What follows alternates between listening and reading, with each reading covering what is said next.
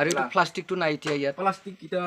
Plastic থাকিলেই অলপ কম ওলায় মই যেতিয়া প্ৰচেছ চাইছোঁ এতিয়া ওলাই দিয়াৰ পিছত ওলাই আছে মানুহবিলাকে 3 বাৰ বা 4 বাৰৰ পৰা নোলায় বুলি কিন্তু এনে মই চাই আছোঁ মোটামুটি 10 বাৰৰ ওপৰত ওলাই আছে कोलम्बाई नमस्कार welcome back to my channel Peter सुको आज मैं बोरो बाजार सवारी पे हूँ और मेरे छोटा भाई फुरंजय भोल वो भी है। आज हम दोनों मिलके सवारी 2 नंबर है ना ये सॉरी बोरीफारा नंबर 1 ना सॉरी बोरीफारा नंबर 1 गाँव है तो बोलने में थोड़ा दिक्कत हो माफ करिए। तो इन भाई का भी चैनल है फुरंजय भोल। तो अभी पहले बताता हूँ हम यहाँ कुछ ब्लॉग बनाने के लिए आए हैं। तो एक प्रोग्रेसिव फार्मर है रुद्रेश राय बोल के। तो ये प्रोग्रेसिव फार्मर ऐसा है तो इसका यूनिट बहुत है जैसे मशरूम भी करता है वेजिटेबल के बारे में तो छोड़ दो वो बसवन से ही करता है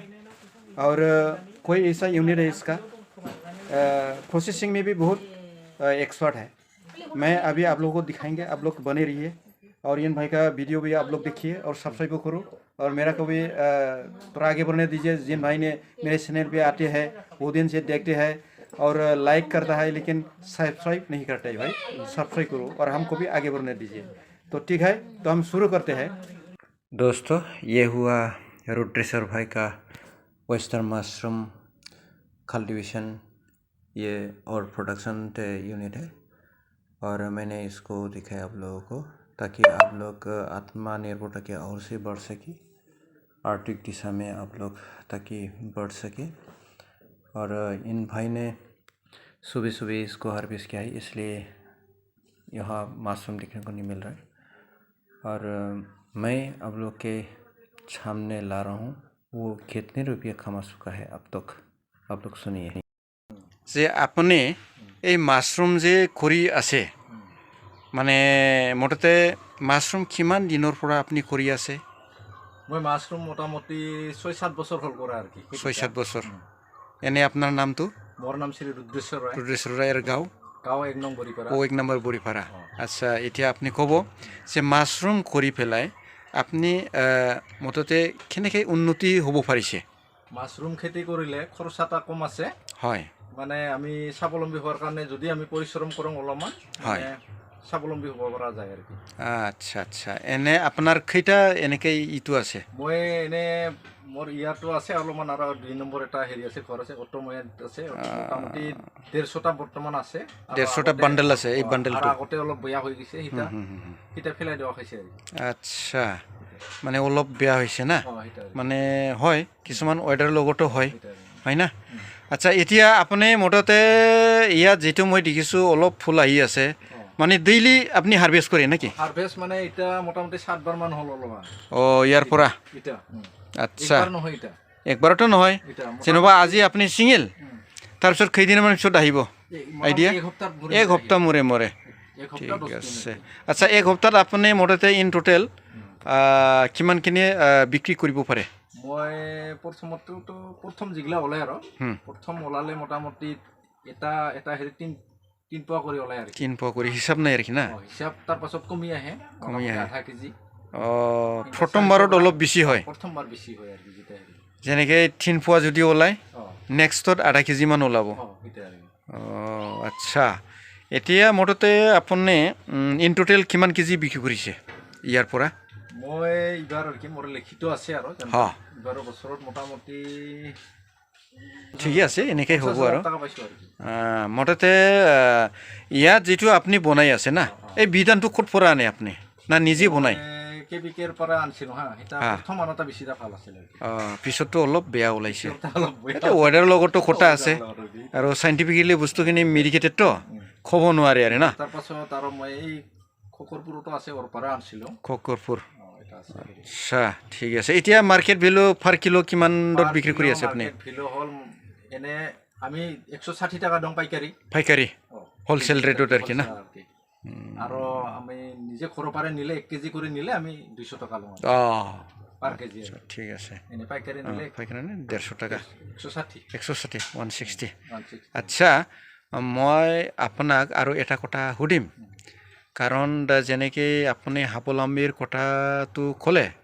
আৰু মই অলপ তাতকৈ অলপ ওখ যেন পৰ্যায়ত যাব কাৰণে আপুনি কেনেকৈ প্ৰস্তুতি কৰিছে যেনেকৈ আপুনি এগ্ৰিকালচাৰ ডিপাৰ্টমেণ্টৰ যেনেকৈ প্ৰচেছিঙৰ বিষয়ে মই এইবাৰ অলপ প্ৰচেছিং ট্ৰেইনিং এটা দিয়া হৈছে আচ্ছা দিয়া আচ্ছা হোৱাৰ পিছত মই শিকিছোঁ যেনিবা যিগিলা এই মাছৰুমৰ পৰা কেক বনাব পাৰে হয় এইগিলাখন বিস্কুট বনাব পাৰে বিস্কুট বনাব পাৰে সেইগিলা চাৰ্টিফিকেটো পোৱা হৈছে আচ্ছা এতিয়া মানে ই যেতিয়া বনাইছোঁ এতিয়া হোৱাৰ পিছত মই মানে প্ৰেক্টিছটো কৰিম আৰু কি প্ৰেক্টিছ এটা কৰিম আৰু কি মানে এতিয়ালৈ কৰা নাই এতিয়া মই ঠিক আছে নিশ্চয় আপোনাৰ যিটো মনোবাঞ্ছা বা চেষ্টা এতিয়া মানে আমিতো যদি হা আহে আপোনালোকে হা চেনেলৰ থ্ৰুদি আৰু কি হা হা হা মই এতিয়া দুখাই দিম আৰু কি ঠিক আছে আমি দেখুৱাম আমি আছোঁ আৰু আমিতো প্ৰায় বিজনেৰে এগ্ৰিকালচাৰ ডিপাৰ্টমেণ্টৰে হয় আমিতো আগে পিছে আপোনালোকৰতে প্ৰায় আছোঁ আৰু আপোনাৰ সেই যিটো প্ৰচেছিং ইয়াৰ বিষয়ে আমি যিমান পাৰে সেইটো মানে প্ৰায়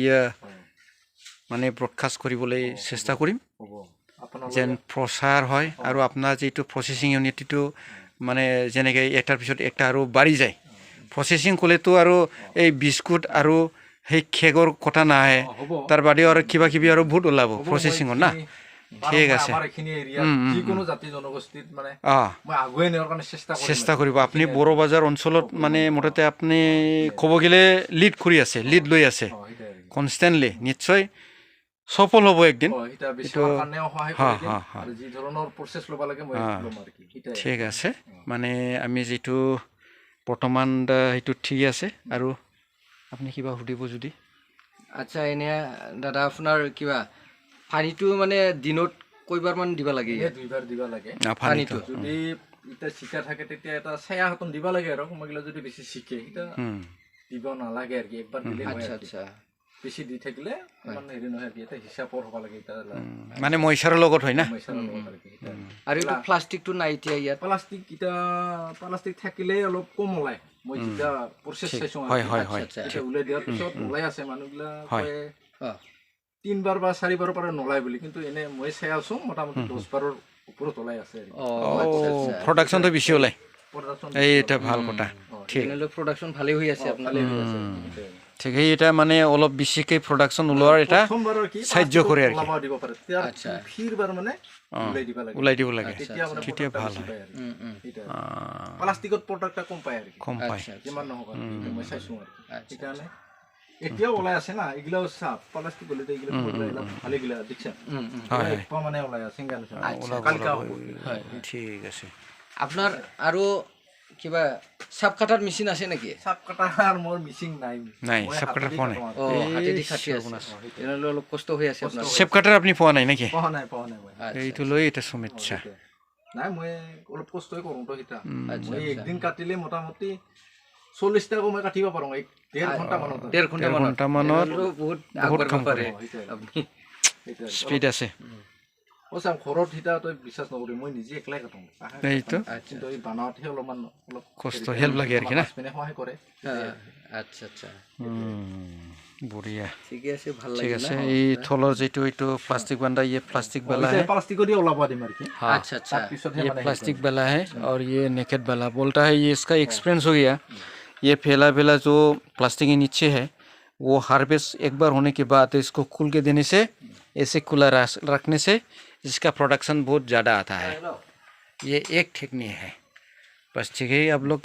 इसे देखते रहिए और जो जानकार हमें दिए हैं तो लगता है आप लोग को समझ गए होगा और आशा में मैंने जो बनाया था लास्ट में मैंने हिंदी में बोल ही दिया क्योंकि ये मशरूम है और जगह में ऐसे मशरूम का ऐसे प्रोडक्शन मतलब किसान भाइयों के लिए ऐसे सुविधा दिया गया एग्रीकल्चर डिपार्टमेंट से और केवीके के जरिए से भी इसको दिया गया है ताकि किसान भाइयों का आर्थिक दिशा में थोड़ा आगे बढ़ सके और आत्मनिर्भरता के लिए वो लोग को ऐसा करना भी बहुत अनिवार्य है दोस्तों आज का वीडियो इतना ही है